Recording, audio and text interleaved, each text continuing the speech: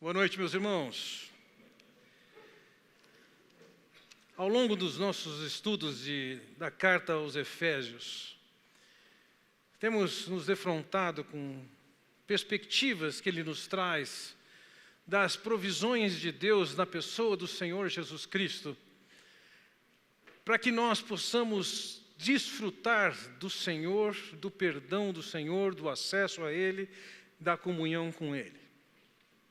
Mas mais especificamente, entre os capítulos 2, 3 e até no início do capítulo 4, como vimos nos últimos 2 domingos, nós focalizamos aqui que dentro do projeto de Deus, ao alcançar o homem perdido, esse homem perdido é agora salvo, inserido num organismo que aqui nesse texto nós vamos algumas vezes chamado de corpo, de igreja, e particularmente no capítulo 2, versículo 15, é chamado de um novo homem. Ele não está falando aqui de um novo homem no sentido individual, particular. Esse novo homem que ele se refere aqui é o conjunto de todos os crentes que formam um novo organismo.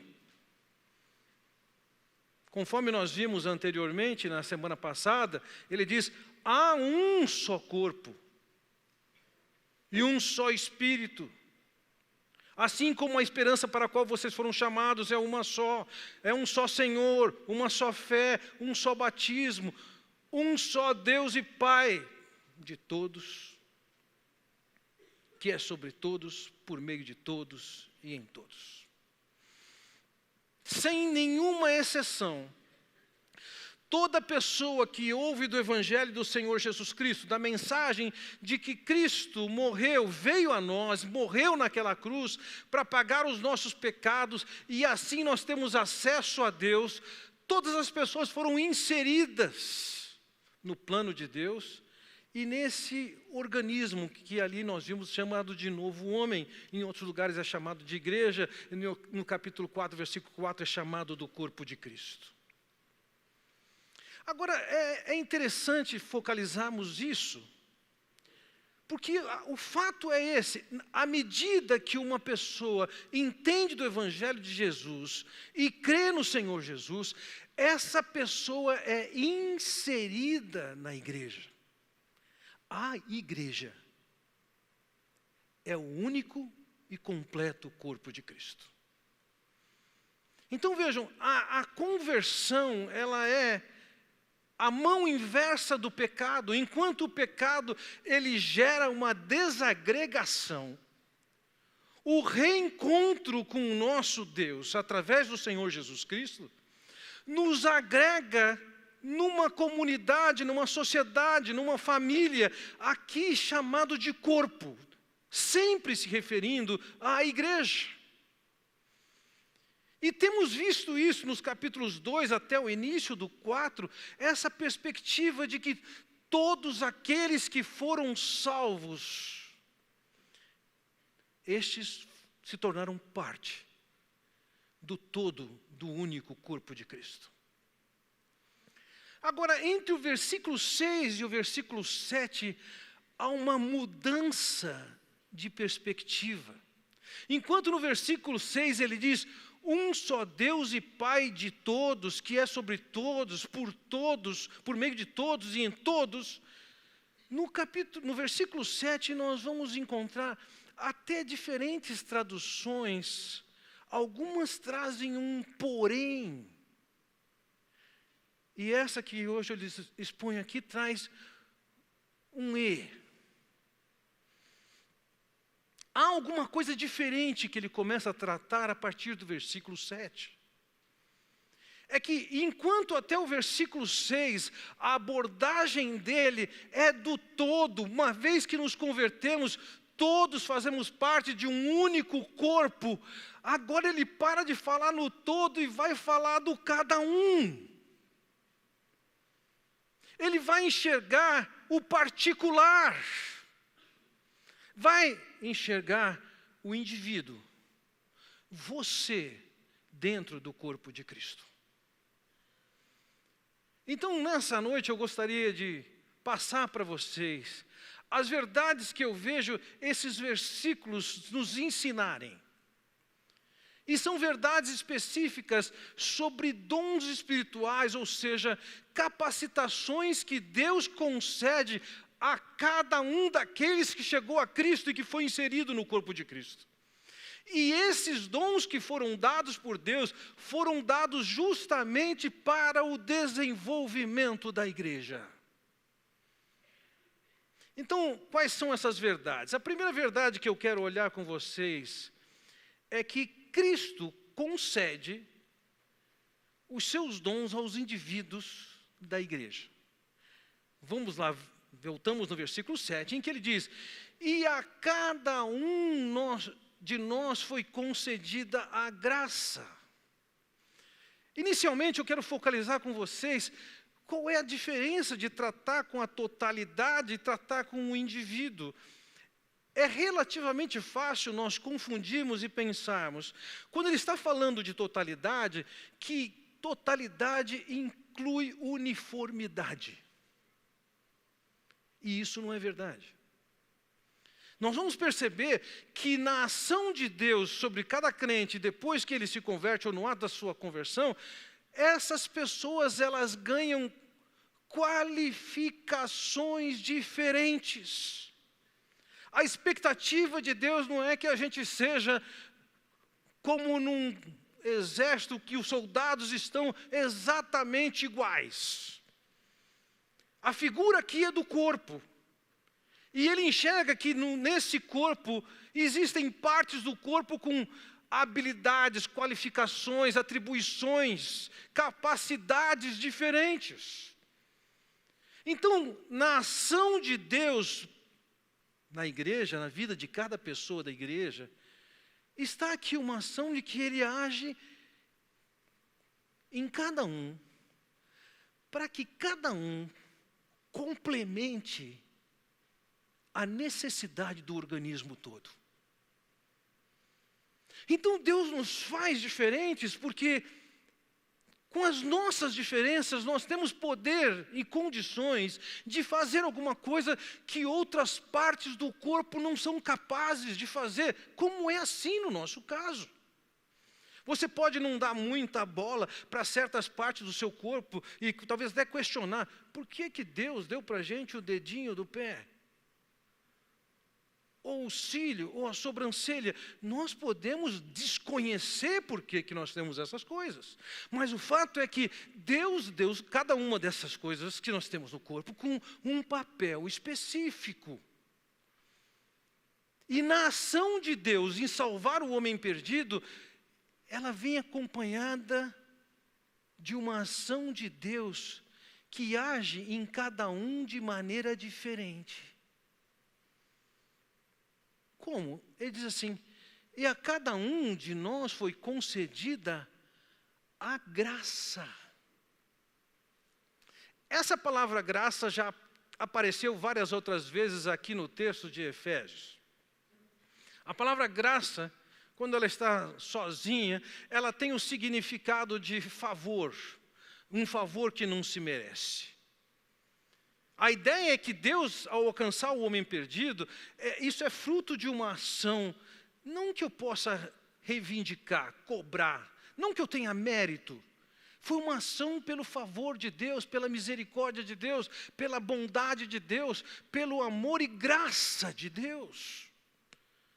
Mas quando essa palavra aparece aqui no capítulo 4, versículo 7, escrita e acompanhada de uma maneira diferente na língua grega, ela não está falando desse favor que Deus derrama sobre nós, mas sim de uma ação que Deus derrama sobre nós, uma graça específica, uma capacitação, um dom.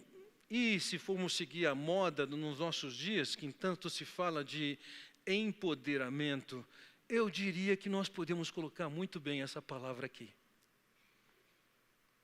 Por ação de Deus na vida de cada crente, Ele deu uma capacidade, uma habilidade, eu diria, Ele empoderou essa pessoa para que ela possa exercer um serviço específico no ministério da igreja. Então veja, além de Deus providenciar o perdão dos nossos pecados, além de Deus nos receber através do Senhor Jesus Cristo, Ele tem um plano para nós que envolve nos dar capacidades para cumprir com o projeto que Ele tem. Veja, e a cada um de nós foi concedida a graça conforme a medida repartida por Cristo. Ele entregou esses dons, essas habilidades, essas capacitações, esse empoderamento sobre cada um de vocês que creu no Senhor Jesus Cristo. Foi Ele quem fez isso. Qual é o valor do que você sabe? Nós podemos julgar e valorizar mais uma coisa ou outra. Menos de 2 semanas atrás, recebi uma mensagem de alguém que me perguntava: pastor, aqui na minha igreja eu estou sendo pressionado pelos meus amigos que eu tenho que falar em línguas. E que eu não falo em línguas e que todo mundo tem que falar em línguas. É o que o Senhor tem que me dizer. Sabe, nós podemos considerar aqui, por uma razão ou outra, correto ou errado, que temos que ter tal dom. Mas veja que o texto nos diz que isso foi repartido por Cristo. Foi concedido por Cristo. Não sou eu que reivindico, não sou eu que peço, não sou eu que determino, não sou eu que designo para Deus o que Ele vai fazer conosco. O fato aqui é que Ele dá um dom para cada um, e se você vai ser sobrancelha, cílio, dedinho do pé, o que for, isso é uma questão que pertence a Deus. E uma vez que Ele deu isso e concedeu a você, o seu dom tem valor na medida que ele é usado para o desenvolvimento da igreja como um todo. O seu dom não é o seu objeto de carinho, de satisfação do seu ego, de melhor da sua autoestima, de projeção na comunidade. Não. O dom que Deus deu tem o propósito de Cristo, de servir a sua igreja. Então, entendamos isso. Não há exceção. Todas as pessoas que chegaram a Cristo, foram salvas por Cristo, perdoadas por Cristo, se tornaram membros da igreja de Deus e também receberam essa graça que ele refere aqui a cada um. Ele deixou de tratar aqui no todos, no geral, agora é com você. Deus lhe concedeu uma graça particular, cada um. Uma capacitação particular, um dom particular, para que você possa servir no desenvolvimento da igreja de Deus. Essa é uma verdade. Agora nós precisamos entender uma segunda verdade, quem nos concedeu, que qualificações tem Cristo para nos conceder, para entender dentro do seu projeto o que significa termos esses dons. E aí chegamos no versículo 8 de Efésios 4. Veja, por isso é que foi dito, e aqui ele começa a fazer uma citação do Salmo número 68. Cabe aqui dizer algumas coisas sobre isso. Em primeiro lugar, o Salmo 68 já é, do Antigo Testamento, uma das passagens de mais difícil compreensão, de difícil exegese e interpretação. E Paulo, por enquanto eu vou dizer aqui assim, ele faz uma citação do Salmo 68. Entretanto, quando você lê o Salmo 68 e o texto específico que ele menciona aqui, e aparece aqui, você percebe que ele não está igual. Ele está bem diferente. Isso provavelmente era fruto de uma maneira de leitura bíblica que os judeus tinham, chamada Midrash, em que ele pega aquele texto bíblico e ele tem uma ideia. E apoia a sua ideia e aplica a sua ideia com aquele texto, com partes daquele texto. Então, na verdade, isso aqui não é uma citação do Salmo 68, mas uma alusão a ele. Você conhece o ditado, quem canta seus males espanta? Digamos que eu falasse alguma coisa semelhante a quem canta seus pares encanta. É diferente do ditado, mas você sabe que isso aqui tem uma origem. Tem uma métrica. Da mesma maneira, o apóstolo Paulo está lançando livremente o Salmo 68 e, com ele, fazendo uma troca de palavras e de significados. E somente nessa alusão, portanto, não adianta você tentar criar raízes fortes aqui dentro do Salmo 68 para entender esse verso. E aí ele passa a dar o seu recado, que é o quê? Quando ele subiu em triunfo às alturas, levou cativo muitos prisioneiros e deu os dons aos homens. E ele continua. Que significa ele subiu? Senão que também descera às profundezas da terra. No versículo 10, então, ele diz, aquele que desceu é o mesmo que subiu acima de todos os céus, a fim de encher todas as coisas. Ele está falando aqui do Senhor Jesus Cristo, e ele está falando aqui de 3 ações do Senhor Jesus Cristo. A primeira é que ele desceu até as mais profundezas, a maior profundeza da terra. O que é isso? Alguns vão considerar que isso aqui é que quando Jesus morreu, ele chegou aí para o inferno. Muito criativa a ideia. A segunda é que quando Jesus veio até nós, ele chegou a ser sepultado.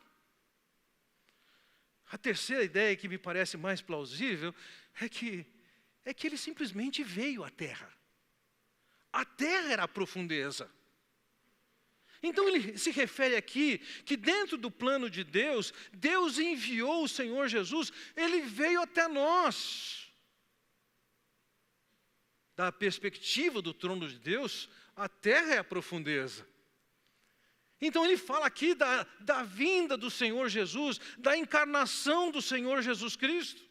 Ele vem até nós. Vive como um de nós, é reconhecido entre nós, e por várias pessoas que conviveram com ele, reconheceram que era alguém vindo da parte de Deus. Mas não somente isso, aqui diz que também que ele subiu. Quando o Senhor Jesus Cristo esteve entre nós, mostrando e evidenciando que ele era o Redentor que havia sido prometido. Além de trazer a mensagem e o recado de Deus, ele é levado até a morte. Ele é sepultado. No terceiro dia de sepultado, ele é ressuscitado. E ele sobe aos céus. E ele é colocado à destra de Deus na posição de mais alta autoridade. Paulo descreve, o escritor de Hebreus descreve, que ele foi colocado na posição acima de todo nome. O único que não está abaixo dele é o Pai. Então esse Jesus, que veio à mais profundeza na terra e morre, é ressuscitado e sobe à posição mais alta no universo, à direita de Deus. Ele ocupa essa posição gloriosa, poderosa, magnífica. Mas aí ele diz, a fim de encher todas as coisas. Ele que veio e morreu, ressuscitou, subiu aos céus, e nessa posição, ele não terminou o que ele começou. Há alguma coisa a encher ainda, há alguma coisa a ser completada.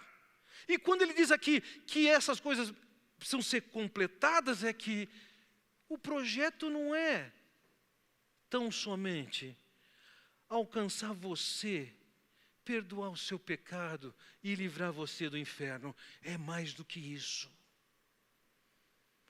E por ser mais do que isso, como ele diz no versículo 7, e a cada um de nós foi concedida a graça.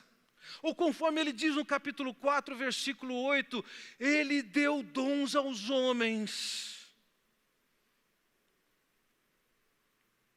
Então, o meu dom, que Deus me deu, Ele deu porque isso faz parte de um projeto dEle. Ele começa vindo até nós, morre entre nós, é ressuscitado entre nós, é levado às alturas, colocado à direita de Deus, na posição mais elevada. E uma vez nessa condição, além de salvar o homem que está perdido, Ele está distribuindo a cada um destes que crê em Cristo, e entre eles está você que creu em Cristo, para ter uma capacitação para cumprir, completar o que Deus começou. Então veja, os dons, a capacitação que Deus nos dá, ela tem um objetivo bastante elevado. Tem o objetivo de cumprir com o propósito de Deus na história humana. Tem como objetivo, através desses dons que Ele distribui, levar que a igreja de Deus seja e cumpra com o propósito para o qual ela foi criada. Não é uma diversão o dom, não é uma questão de status. É uma capacitação que Deus concede para que cada um de nós venha exercer um papel no projeto de Deus para todos os tempos. E esse projeto, ele se consumará, ele se completará com a ação, com a participação de cada um. E aqui não adianta a gente olhar o todo, eu queria que você pensasse em você. Esse Deus que se interessou por nós, que nos amou, que enviou o seu Filho, que se sujeitou a ser morto, que pagou os nossos pecados, nos resgata e insere na igreja de Deus, inseriu você. E tem alguma coisa para ser completada, e isso passa por você. Você não é somente um no meio do todo. Você é o cada um a quem Deus dedicou uma atenção e o Senhor Jesus Cristo concedeu uma capacitação, o empoderou de algo específico para o desenvolvimento do projeto de Deus, para que ele se consuma, ou como ele diz no versículo 10, a fim de encher todas as coisas. Então vejam, Deus tem concedido dons aos homens. Deus tem concedido a cada um aqui uma capacidade, porque Ele tem o projeto de completar o que começou, e isso envolve aperfeiçoar, transformar a sua igreja. Isso nos leva à nossa terceira verdade. É que, em parte, há dons que Deus concedeu à igreja como um todo e fazem parte da estrutura que Deus planejou. Nós vamos continuar no estudo desse mesmo assunto na próxima semana, olhando mais no geral, mas existem alguns dons que foram concedidos à igreja, e o assunto do versículo 11 que ele diz, e a cada um, e ele designou alguns para apóstolos, outros para profetas, outros para evangelistas, e outros para pastores e mestres. Veja, ele já havia dito anteriormente que é Cristo quem concede, nós simplesmente recebemos a graça. É Cristo quem reparte, nós não ficamos calculando e definindo o que Deus tem que dar para nós, reivindicando para Deus o que Ele tem que dar. Ele dá conforme a decisão soberana dEle, conforme o projeto dEle. E dentro dessa ação soberana dEle, na sua sabedoria, Ele designou alguns personagens específicos para a igreja como um todo. Os 4 personagens aqui apresentados, pode parecer que são 5, mas são 4, são esses que aí estão. O primeiro deles é o apóstolo. O sentido puro do termo apóstolo é enviado da parte de. Mas o termo era empregado para descrever um oficial, um representante oficial que ia falar por uma autoridade. Poderia ser um embaixador especial. Então, a bem da verdade, quando Cristo chamou aqueles discípulos, chamou-os e constituiu os apóstolos, os 12 apóstolos de Cristo, eles eram delegados oficiais enviados por Cristo para cumprir com o projeto que Ele tinha começado. Vamos entender. A obra de Cristo foi absolutamente magnífica, mas em certos aspectos ela foi bastante limitada. Ela é magnífica em que os pecados de toda a humanidade foram pagos na cruz. Isso não é pouco. Ele venceu a morte sendo ressuscitado. Mas o grupo de pessoas que ouviu sua mensagem, que foi alcançado com a mensagem, foi reduzido. Seus milagres foram vistos por poucos. Então, pessoas foram designadas e delegadas para irem além das fronteiras de onde Cristo havia atuado, para completar a sua obra, levar a sua mensagem e o seu plano nos lugares mais longínquos da terra. Esses apóstolos foram aqueles que inicialmente foram escolhidos pelo Senhor como seus delegados oficiais e têm critérios específicos para ser o delegado, o apóstolo do Senhor. Aqueles que se reivindicam hoje o título de apóstolo, não tem nada a ver com aqueles 12. Aqueles 12 eram pessoas que viram o Senhor, não ouviram falar dele. Eram testemunhas, aprenderam dele. Mas a palavra apóstolo não teve somente uso para aqueles 12. A palavra apóstolo também foi empregada para descrever o apóstolo Paulo. Alguns discutem se ele é o 12º ou não, mas o apóstolo Paulo também foi chamado de apóstolo. Além da esfera dos 12, Paulo foi chamado de apóstolo e quase uma dezena de outras pessoas na Bíblia também foi chamada de apóstolo. Pessoas como Tiago, irmão de Jesus, Barnabé, Apolo, Silvano, Tito, Epafrodito, Andrônico, Júnia. São personagens que estão dentro do livro das Escrituras que são chamados de apóstolos. Mas por que eles eram chamados de apóstolos? Porque eles tinham uma ação de ir além das fronteiras em que eles estavam restritos, e além dessas fronteiras, eles levavam a mensagem do Senhor Jesus Cristo. Falavam da sua vinda, das suas obras, do seu caráter, da sua morte. Falavam do Evangelho Redentor. Então, nesse aspecto, a palavra apóstolo, eu diria, ela equivale ao que nós temos hoje que chamamos de missionários. Alguns que foram enviados da parte de. Quando pensamos no Reinaldo, no João, no Tiago, com suas esposas, eles foram enviados da parte da IBCU. São nossos missionários. Tecnicamente, até poderíamos chamá-los de apóstolos. No sentido de que eles foram enviados, saíram do nosso meio e foram para pregar o Evangelho. Deus concede apóstolos à igreja. Mas não somente apóstolos, veja, o texto também diz que ele concedeu profetas. Quem são esses? Os profetas do passado, eles tinham uma certa atribuição, eu diria, de auditoria da fé. A referência dos profetas é a mesma referência que era a referência do povo. Era a lei de Deus.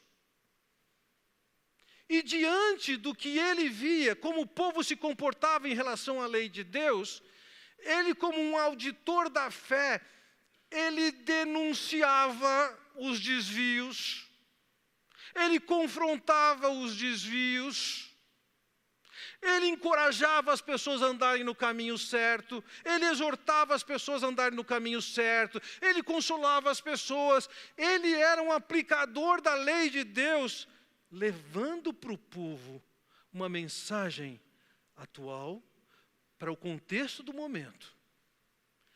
Em algumas circunstâncias, eles também tinham uma função de predizer algo que iria acontecer. Quando chegamos no Novo Testamento, nós sabemos, e vimos isso em Efésios capítulo 3, e agora estamos tropeçando de novo aqui no capítulo 4, que aparecem profetas que, pelo que Paulo descreveu um pouco antes na carta, eles mesmos, os profetas do Antigo Testamento, não tinham conhecimento do mistério que Deus tinha a fazer, ou seja, de resgatar todo o homem de todo lugar e colocar num só corpo um novo homem. Isso foi entendido depois de Cristo. Então surgiram no meio da igreja, no início da igreja, alguns profetas que tiveram a atribuição de receber a revelação de Deus e, juntamente com os apóstolos, nos darem o material que forma as escrituras que nós cremos hoje. Os profetas foram enviados por Deus para nos anunciar a mensagem, nos confrontar, nos edificar, nos consolar, nos encorajar, nos admoestar a andar dentro da verdade de Deus. O terceiro personagem que aqui está é o evangelista. Quem é o evangelista? Devo dizer aqui, com muito respeito, eu tenho uma profunda admiração por evangelistas. Eu acho que nosso país padece pelo fato de que evangelistas não são pastores, e parece que tem mais status ser pastor. Então o sonho do evangelista é ser pastor. Eu estou na mão contrária, eu sou um pastor, eu queria ser evangelista. Eu acho fantástico aqueles indivíduos que têm uma facilidade brutal de compartilhar do evangelho do Senhor Jesus Cristo e levar a pessoa a Cristo. Eu me lembro quando, anos atrás, fui ao funeral do Ari Veloso. Um dos testemunhos que foi dado sobre ele foi fantástico. Envolvia um dos pastores da igreja do Morumbi, que ele conta que havia sido contratado pela igreja e havia chegado na igreja e precisava de alugar uma casa, e finalmente ele conseguiu identificar a casa que ele ia alugar, mas para chegar nesse ponto, ele já tinha feito inúmeras visitas, especificamente com um corretor de imóveis. E ele conta que esse pastor voltou ao Morumbi para pegar uma documentação para entregar para o corretor de imóveis, e no que ele entrou no escritório, e enquanto ele estava vendo a documentação, de repente, não sei se ele olha pelo vidro, ele enxerga, ele encontra o Ari Veloso e o corretor de imóveis ajoelhados. No tempo que ele foi pegar o documento, o Ari falou do evangelho de Jesus para aquele camarada se converteu, e ele, constrangido e com vergonha, dizendo: eu tanto tempo enrolando, dando volta para falar do evangelho para esse camarada, o Ari, em menos de 10 minutos, falou do evangelho, está lá o camarada ajoelhado, aceitando a Cristo. Eu tenho inveja, santa, mas é inveja. Não é no sentido de que eu não queria que você tivesse isso, mas é que eu acho tão fantástico, tão belo. Aquelas pessoas que sempre, uma parte da sua vida, Deus colocou nas suas veias um amor e uma habilidade de se aproximar de pessoas que não conhecem, e em vez de serem impedimento, elas criam facilidade para a pessoa chegar a Cristo. Esse é o evangelista.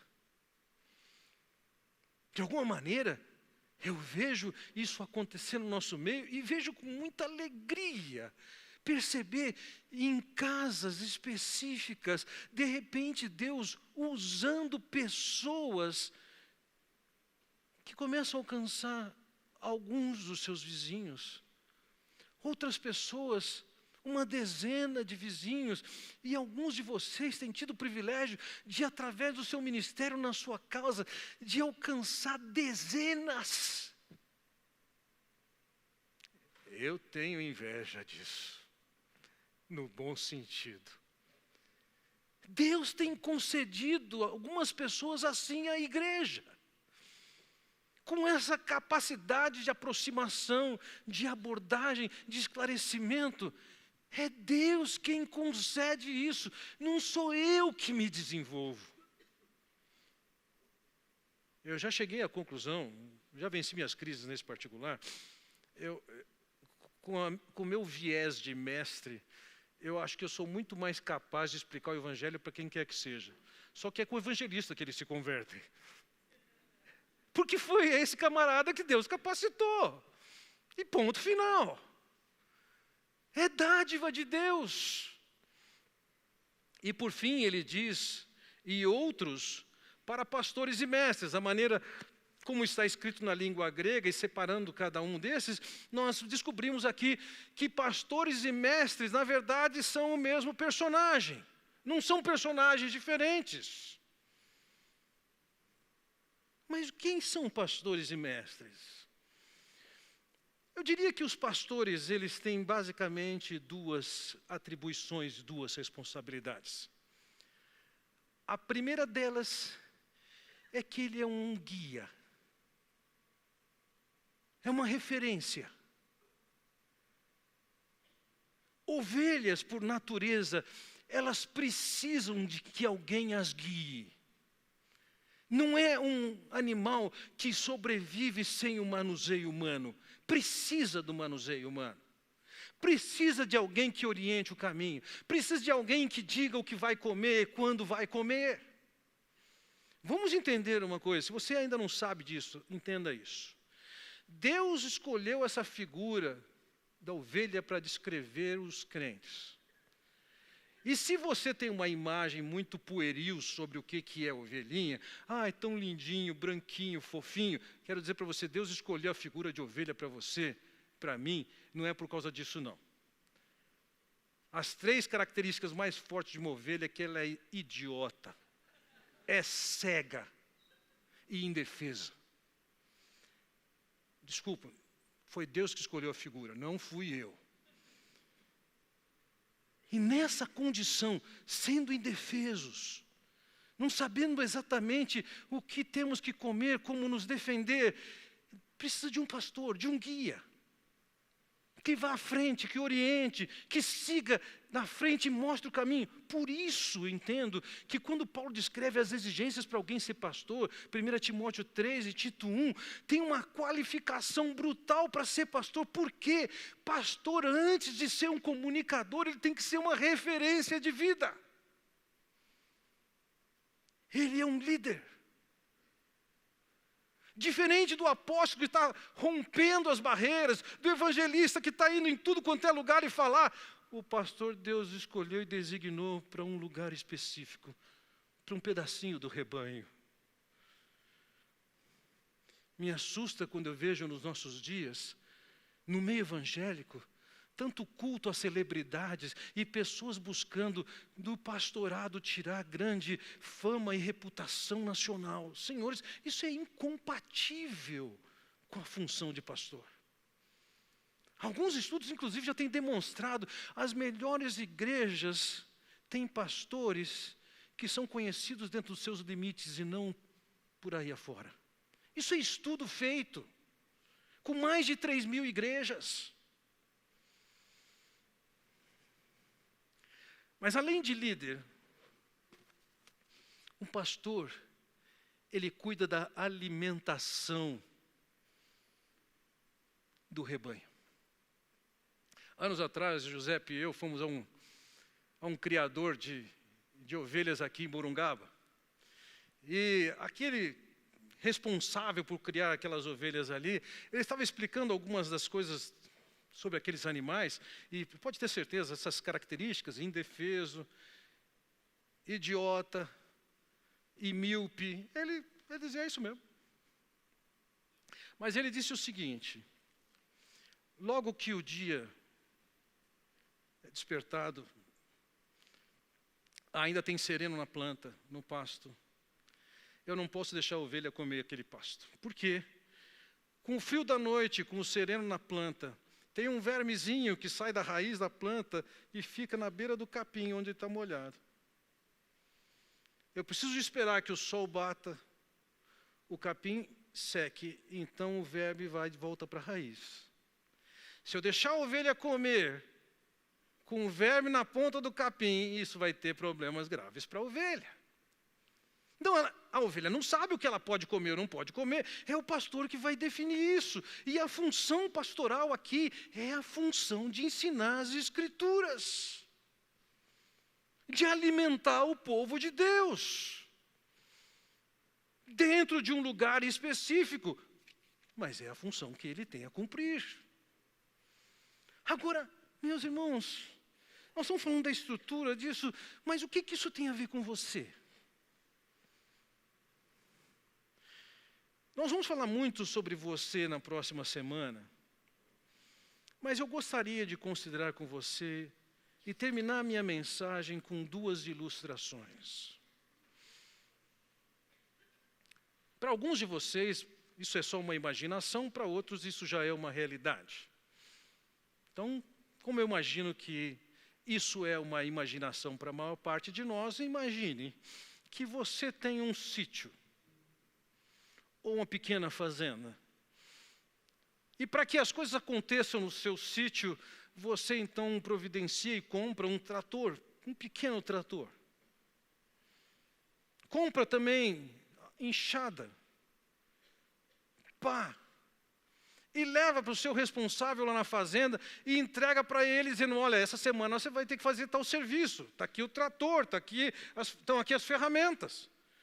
E você volta para a sua casa, e depois de uma semana você vai lá ver como é que está o serviço, e você percebe que o serviço não aconteceu como devia ter acontecido. Aliás, você viu o trator está uma beleza, está limpinho, polido. Você é estranho aquilo, vai falar com o responsável e chega para ele e pergunta: ei, o que aconteceu com o trabalho? Estou vendo o trator limpinho, o trabalho não está feito. Eu falei: dá até dó colocar esse trator lá naquela terra toda. Para ser sincero com o senhor, só tenho usado esse trator para levar meu filho na escola na cidade. E você olha no jardim assim, foi feito um arranjo com a pá e a enxada, no gramado, no jardim da casa do capataz. Você fala: o que é isso? O senhor gostou? Bonito, né? Foi minha esposa que fez isso aí, deu polida na enxada. Sabe, algumas vezes eu acho que a gente está fazendo isso. Deus nos deu capacitações e nós estamos enfeitando o jardim. Estamos usando essas coisas para o nosso proveito pessoal, quando nós somos parte do grupo que foi empoderado por Deus para completar o que Ele começou. Uma segunda imagem que eu quero colocar para vocês. Aqui está a Pietà de Michelangelo. Quanto mais eu olho para essa obra, eu penso: meu Deus, como é que um ser humano é capaz de reproduzir isso com tanto detalhe e tanta beleza? Imagine que Michelangelo estivesse fazendo essa obra. E você já está admirado com o que ele já começou a fazer.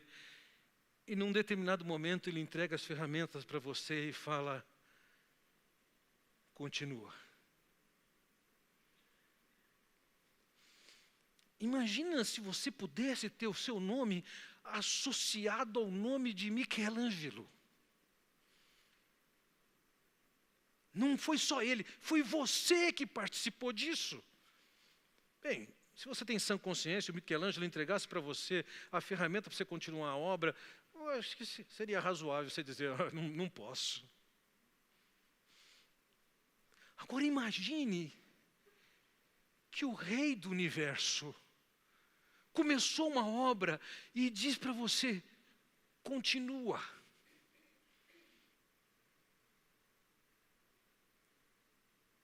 Nós não temos condições, e é por isso que Ele nos concede dons, nos empodera, nos capacita, para que nós continuemos e contemplemos a obra que Ele começou. Onde é que está você nisso? O que você está fazendo com a ferramenta que Deus tem lhe dado? Com as atribuições que Ele tem lhe dado? A figura que Ele usa aqui é de um corpo. Igreja não é uma classe, não é um show. Não tem lugar para espectador, tem lugar para membro. E cada um tem uma participação particular. Sobre essa participação particular, seguimos na próxima semana, mas eu queria que você saísse daqui pensando: você tem uma parte nisso. Queria que você curvasse a sua cabeça, gastasse um minuto em oração, respondendo para Deus o que você está pensando, percebendo à luz do que aprendeu nessa noite. Porque você foi capacitado e já faz parte de um projeto de Deus de completar a sua obra.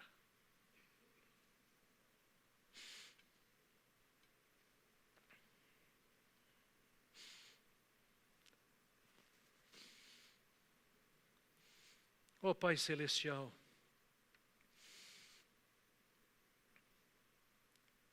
é muito bonito olhar para a Tua palavra e ver como o Senhor imaginou a igreja, como o Senhor a constituiu, que arquitetura, que projeto tão além da nossa capacidade. Além de admirar isso, Senhor, nós temos que reconhecer que somos privilegiados de participar desse projeto. Implicações eternas para toda a história humana e além da humana. Ó Senhor, como oramos no começo, dá-nos consciência da nossa responsabilidade. Dá-nos postura que nos leva à obediência e que nos leve a fazer o serviço que nos cabe, marcado pela excelência. Mobiliza-nos, Senhor, desperta-nos, leva-nos a cumprir com o projeto que o Senhor tem para nós. Eu oro, Pai, no nome do Senhor Jesus Cristo. Amém.